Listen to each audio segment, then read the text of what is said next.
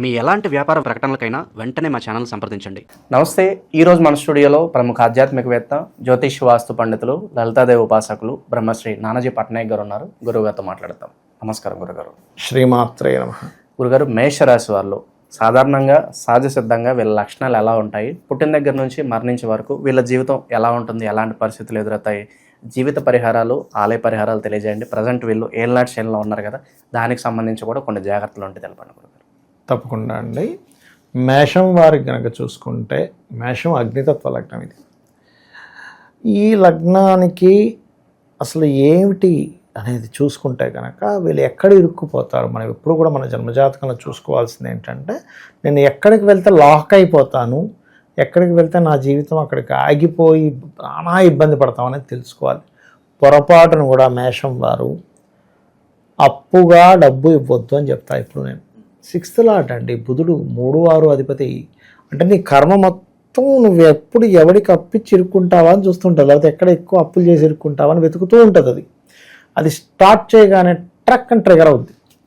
అమ్మా ఏంట్రా ఇంత పని జరిగింది అనుకుంటా. అప్పటి వరకు బాగుంటుంది. చాలామంది మేషం వాళ్ళని చూశారు. మేష లగ్నం ముఖ్యంగా, రాశి కంటే కూడా లగ్నం చెప్తా చూడండి, సాఫీగా వెళ్తుందండి, చాలా బాగుందండి లైఫ్ అని అనుకుంటా ఒక అప్పు చేస్తాడు. లేకపోతే ఈయన ఇంకొక అప్పు ఇస్తాడు. మా ఫ్రెండ్ అండి బిజినెస్ పెట్టుకుంటున్నాడు, ఇచ్చాను. ఆ బిజినెస్ పాపం ఫ్రెండే ఏదో ఇబ్బంది వచ్చి వాడు బిజినెస్ ఆగిపోయింది. ఈయన డబ్బులే కాకుండా బయట నుంచి కూడా కొన్ని లోన్స్ పెట్టేసి తెస్తాడు. అక్కడ నుంచి స్టార్ట్ అవుతుంది. ఇక్కడేమో ఈయన వడ్డీ ఇవ్వడు, లేదా అసలు ఇవ్వడు, మొత్తం ఆగిపోయింది. ఇక్కడేమో ఈయన వచ్చే శాలరీగా ఇక్కడ వచ్చేస్తుంది కదా, ఇక్కడ కట్టేద్దాం అనుకుంటాడు, అదేమో రాదు. ఎంత నరకం అంటే అడగదు. అందులో పర్టికులర్గా మేషం వారు పొరపాటును కూడా బిజినెస్ డీల్స్కి సంబంధించిన బిజినెస్ పీపుల్కి కనుక మీరు ఇస్తే ఇంకా ఘోరం. అలా కాదండి, బుధుడు బాగున్నాడు, దట్ ఈస్ డిఫరెంట్ కేసు. మేషం వాళ్ళని నేను చిట్ ఫండ్ నడిపే వాళ్ళని చూసా, డైలీ వేజ్ నడిపే వాళ్ళని చూసా. బట్ వాళ్ళ చార్ట్స్ని నేను తీసుకొని, అంటే ఇరుక్కుపోయిన వాళ్ళ జాతకాలు ఒక 2-3 వేలు, వీళ్ళ ఒక 2-3 వేలు జాతకాలు రఫ్గా తీసుకొని చూస్తే, వీళ్ళకేమో ఇరుక్కుపోయిన వాళ్ళందరికేమో బుధుడు పాడైపోయాడు, శని పాడైపోయాడు.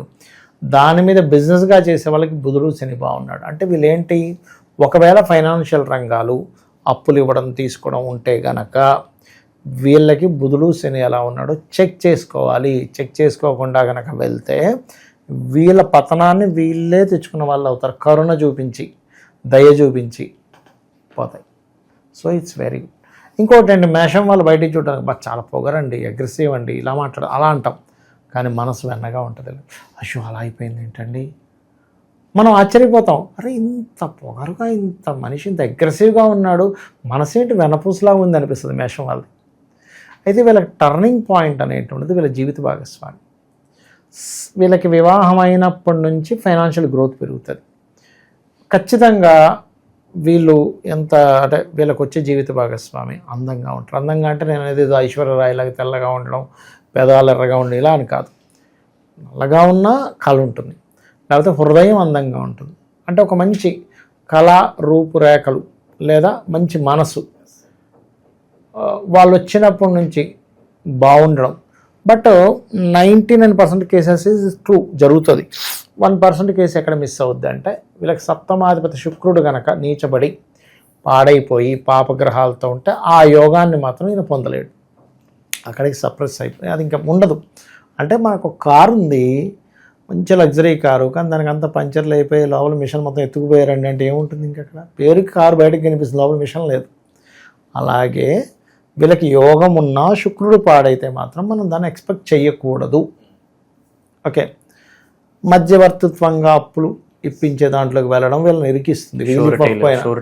అమ్మో షూరిటీ ఇచ్చాడా అంటే అక్కడి నుంచి వాళ్ళలోకి కలి ప్రవేశించాడని అర్థం అనమాట. కలిపురుషుడు ప్రవేశించాడు, షూరిటీ ఇచ్చాడంటే అయిపోయింది. ఎలా అయితే ధర్మరాజు జోదం ఆడగానే సరే కలి ప్రవేశించినట్టుగా వీళ్ళు షూరిటీ సంతకం పెట్టారా, అప్పు ఇచ్చారా, అప్పులు తీసుకున్నారా, ఎక్కువ ఓవర్ అప్పులు చేస్తున్నారా, అయిపోయింది అక్కడ క్లోజ్ అండి. ఇంకా జీవితం అనేది మనం ఇంకా పెద్ద ఆశలు పెట్టుకోవడానికి లేదు. కానీ ఇదే వీళ్ళు ఇన్సూరెన్సెస్ మూలంగా బాగా కలిసి వస్తుంది వీళ్ళకి. ఇన్సూరెన్సెస్, డిపార్ట్మెంట్స్, అలాగే వీళ్ళకి యాక్చువల్గా ఏమవుతుందంటేనండి, ఎందుకు చేస్తారు ఇలాగా అంటే వీళ్ళకి సైడ్ ఇంకోటి చేయాలని ఉంటుంది ఎప్పుడు తపన మేషం వారికి.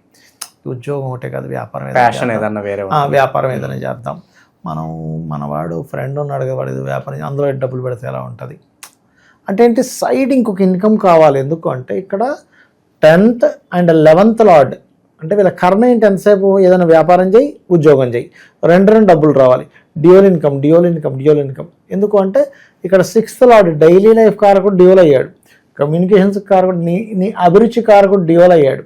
ఓకే, ఇక్కడ శనికి 10 and 11th లార్డ్షిప్, 2 లార్డ్షిప్స్ వచ్చేసాయి అంటే నువ్వు పని చేయి, వ్యాపారం చేయి అనేటువంటి.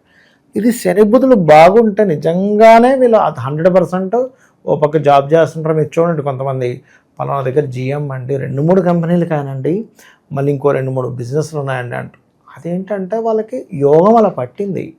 యోగం పట్టిందా లేదా నువ్వు చెక్ చేసుకోకుండా స్టెప్ వేస్తే ఇంకా వెనక్కి వెళ్ళిపోతావు కానీ ముందుకు వెళ్ళవు. సో ఇది ఖచ్చితంగా చెక్ చేసుకోండి అని చెప్తాను. అందుకే నేను ప్రతి మేషం వారికి. అయితే వీళ్ళకున్న ఒక గొప్ప యోగం ఏంటంటే ఇక్కడ వీళ్ళకి ఎమోషన్స్ ఎక్కువగా తల్లితోని లేకపోతే గృహంతో ఎక్కువగా ఉంటాయి. చంద్రుడు పాడైతే ఆ ఎమోషన్స్తోనే కొంచెం స్ట్రెస్ అవుతూ ఉంటారు. కాకపోతే వీళ్ళకి సంతానం కలిగినప్పటి నుంచి సంతానానికి మంచి పేరు రావడం, సంతానం ఎప్పుడు అంటే సన్ యొక్క స్ట్రెంత్, వీళ్ళకి 5th లార్డ్ రవి కదా, సంతానం వల్ల మంచి పేరు రావడం, ఆరోగ్యం, ఎందుకంటే 5th లార్డ్ రవి అయ్యాడు, కొంచెం అనారోగ్య సూచనలు రావడం తక్కువగా ఉంటాయి వీళ్ళకి. అయితే కాకపోతే ఇక్కడ ఏంటంటే వీళ్ళకి మేషంలో పుట్టిన వారికి ఖచ్చితంగా యాక్సిడెంట్ యోగం ఉంటుంది. అంటే ఏమిటి, కుజుడు బాగుంటే అది మిస్ అవుతుంది, 99% కేసెస్ మిస్ అవ్వవు. ఎందుకంటే 1/8లో పుట్టారు వీళ్ళు. 1/8 అంటే జీవుడు, యాక్సిడెంట్. ఈ కాంబినేషన్ ఏమాత్రం రాహుతోనో శాటర్న్తో కనెక్ట్ అయిపోయింది అనుకోండి, ఈ అంతర్దశల్లో ఇప్పుడు ఈ కుజుడు ఏ రాశిలో ఉన్నాడు, కుజుడు ఏ గ్రహంతో కలిసినాడు, లేదా కుజమహాదశ డైరెక్ట్గా వచ్చిందా, తప్పని యాక్సిడెంట్ అయిపోతుంది. దానివల్ల మీరు గమనించండి, ఎనీ మేషలగ్న జాతకుడు 90% ఆఫ్ కేసెస్ వాళ్ళకి ఏదో ఒక దెబ్బ తగిలిన మార్క్ ఉండి తీరుతుంది. చిన్నప్పుడు పడిపోయానండి, స్కూల్కి వెళ్తే ఇలా కాలు చూపిస్తాడు, లేకపోతే కన్ను దగ్గర ఇక్కడ అవుతుంది, లేకపోతే ఇక్కడ ఏదో కీరుకుపోయి ఉంటుంది. అంటే ఒక మార్క్ కుజుడు పాడైతే ఖచ్చితంగా ఇస్తాడు. కుజుడు పాడవలేదు, ఏముండదు, స్ట్రాంగ్ ఉంటారు, మంచి జిమ్కి వెళ్తారు, స్ట్రాంగ్గా ఉంటారు, స్ట్రైట్ ఫార్వర్డ్గా మాట్లాడతారు. ఇంకోటి మీరు అబ్జర్వ్ చేయండి, ఎనీ మేషలగ్న ఇలా వంగినట్టుగా ఇలా ఉండరండి, ఇలా ఉంటారు, గంభీరంగా ఉంటారు. మేషం అంటే ఏంటంటే ఆ మార్స్ యొక్క ఎఫెక్ట్ ఎక్కువగా ఉంటుంది వాళ్ళకి. అది అయితే ఒక్కొక్కసారి ఏమవుతుందంటే మేషలగ్నానికి పొరపాటున రాహుతో కలిస్తే యాక్సిడెంట్స్ ఎలా ఉంటాయో వీళ్ళకి అగ్రెసివ్ కూడా అంతే ఉంటుంది. కానీ ఇక్కడ గొప్ప విషయం ఏంటంటే ఎంత అగ్రెసివ్గా ఉంటారు, అంత ఎమోషన్ ఉంటారండి వీళ్ళు. అసలు బాబాయ్ ఏమిటి, అసలు నేను చిన్నపిల్లలా ఏడ్చేస్తున్నాడు ఏంటి అనిపిస్తుంది. అంటే మనం మామూలుగా చూసి బాబాయ్ ఆయనతో ఏం మాట్లాడతాము, బాగా కోపిస్టండి, మొహం మీద ఏదంతాడు అని అనుకుంటాము. ఒక సందర్భం వచ్చేసరికి వాళ్ళ పాపకి ఎవరికి పెళ్లి చేసి వెళ్ళిపోయేటప్పుడు ఆడపిల్లల కంటే అధ్వానంగా ఏడ్చేసా మనం ఆశ్చర్యపోవాల్సిన పని లేదు, అంత ఎమోషన్.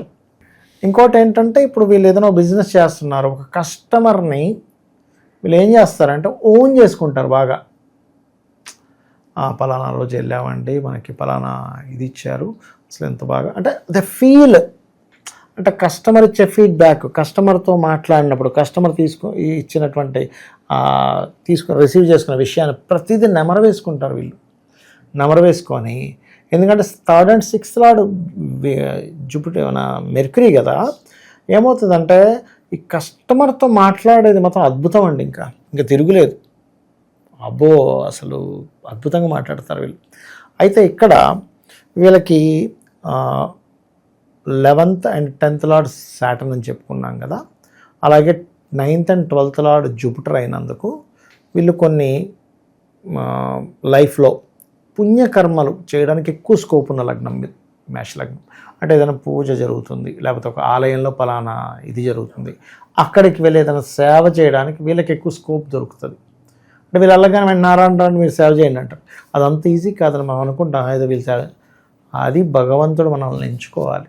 సో వీళ్ళని భగవత్ సంబంధించిన సేవకి ఎంచుకుంటాడు భగవంతుడు మేషంలో పుట్టిన వారికి. అదొకటి ఉంది. జూపిటర్ బాగున్నాడు, తండ్రాస్తి కూడా వస్తుంది. జూపిటర్ బాగోలేడు, తండ్రాస్తి కష్టం అవుతూ ఉంటుంది. అలాంటప్పుడు భగవత్ సేవ చేయడం వల్ల తండ్రాస్తి వస్తుంది కూడా వీళ్ళకి. అర్థమైందండి, అదొకటి.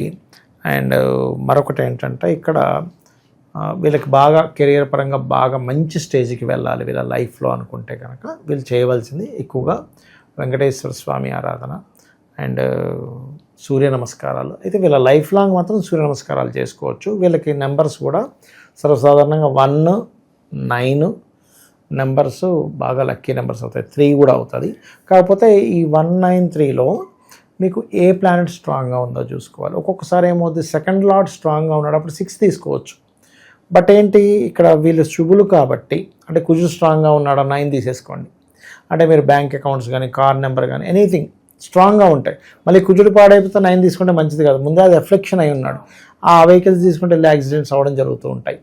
ఇప్పుడు 3 బాగుంది అంటే జూపిటర్ బాగున్నాడు, 3 తీసుకోండి. బ్రహ్మాండంగా అంటే అదృష్టం, భాగ్యయోగం, భాగ్యాన్ని ఇస్తాడు. అంటే ఏంటి, ప్రశాంతంగా వెళ్ళిపోతూ ఉంటుంది జూపిటర్ బాగున్నాడంటే వీళ్ళకి. అంటే తండ్రి ఒక ప్రాపర్టీ ఇస్తాడు, ఒక కమర్షియల్ ప్రాపర్టీ ఉంటుంది. జూపిటర్ బాగుంటే వీళ్ళకి ఎన్ని బాగుంటాయంటే, ఒక దేవాదాయ సంబంధించిన వాటికి వీళ్ళు ఒక ప్రెసిడెంట్ అవుతారు. చెప్తా చూడండి లైఫ్ స్టైల్. గురువు బాగుంటాయి. అలాగే తండ్రి ఒక మంచి బిజినెస్ మ్యాన్, ఆయన సంపాదించేసి ఆయన 4-5 ఇల్లు కట్టించేస్తాడు. ఈయనకు ఏజ్ వచ్చేసరికి ఆ రెంట్లో 4-5 లక్షలు వచ్చేస్తుంటాయి. ఈయన పెద్దగా ఏం పని చేయాల్సిన అవసరం ఉండదు, ఆ రెంట్లు వస్తుంటాయి. అలాగ అవన్నీ చూసుకుంటూ జీవితం గడిపేస్తాడు. అంటే ఏదో స్ట్రెస్, ఎవడో నాకు ఉద్యోగం ఇవ్వాలి, ఇలాంటివి ఉండవు. గురువు బాగుంటాయి. గురువు బాగోపోతే మాత్రం తండ్రి పెద్దగా ఎదగడు, ఏమీ ఇవ్వరు వీళ్ళకి. వీళ్ళు ఉన్న దాంట్లో ఏదో కట్టుకొని, ఇంకా మా నాన్న ఇచ్చుంటే ఇన్ని కష్టాలు పడేవాడిని కాదు, ఇలాంటివి ఉంటాయి. జూపిటర్ బాగుంటే మాత్రం ఈ బెనిఫిట్ ఉంటుంది. అండ్ అట్లాగే ఇంకోటి ఏంటంటే, వీళ్ళకి సూర్యుడు ప్రధానంగా మంచి యోగకారకుడు అని చెప్పుకున్నాం కాబట్టి, సన్ బాగున్నాడు, వీళ్ళు రత్నం చక్కగా వీళ్ళు కెంపు పెట్టుకోవచ్చు. జూపిటర్ బాగున్నాడు, కనకపుష్యరాగం పెట్టుకోవచ్చు. కుజుడు బాగున్నాడు, మనకి పగడం పెట్టుకోవచ్చు. అయితే రత్నధారణ మాత్రం వాళ్ళ పర్సనల్ చార్ట్ చూసి వీళ్ళకి పర్పస్ ఏమిటి అంటే, ధనం కోసమా, వివాహం కోసమా, సంతానం కోసమా, ఒక విదేశానికి వెళ్ళడం కోసమా అనేది తెలుసుకోగలగాలి. హైయర్ ఎడ్యుకేషన్ కోసం వీళ్ళు కనుక జూపిటర్ బాగుండి, జూపిటర్ చంద్రరాహు కానీ, లేకపోతే సాటర్న్ చంద్రరాహు కానీ కాంబినేషన్ ఉంటే హైయర్ ఎడ్యుకేషన్ కోసం విదేశాలకు వెళ్ళే యోగం కూడా కలిగి ఉన్న జాతకం ఇది, మేషం వారు చెప్పాలంటే. సో అది వీళ్ళు ఎక్కువగా సూర్యుడికి అర్ఘ్యం వదలడమే పూర్వజన్మ కర్మని పూర్తిగా తగ్గిస్తుంది. ఇందాక మనం అన్నాం, వీళ్ళు ఎక్కువ ఎక్కడ ఇరుక్కుపోతారంటే అప్పులు ఇవ్వడం ద్వారా, హామీ ఇవ్వడం ద్వారా అని చెప్పుకున్నాం కదా. ఇవన్నీ కూడా సూర్యుడు ఆరాధన చేయడం వల్లే పోతాయండి. మళ్ళీ సూర్య ఆరాధన అయితే వీళ్ళకి పంచమాధిపతి రవి ఈ నెల ఎక్కడున్నాడో చూసి అక్కడుండే గ్రహానికి ఆ అధిపతికి చేసుకుంటే కూడా ఇంకా డబల్ బోనస్ వస్తుంది వీళ్ళకి. ఓవరాల్గా మేషరాశి వాళ్ళ జీవితం ఎలా ఉంటుంది, లైఫ్ లాంగ్ వీళ్ళు ఎలాంటి జాగ్రత్తలు తీసుకోవాలి, మీ మాటలు అద్భుతంగా వివరించారు. ధన్యవాదాలు. శ్రీమాత్రే నమః.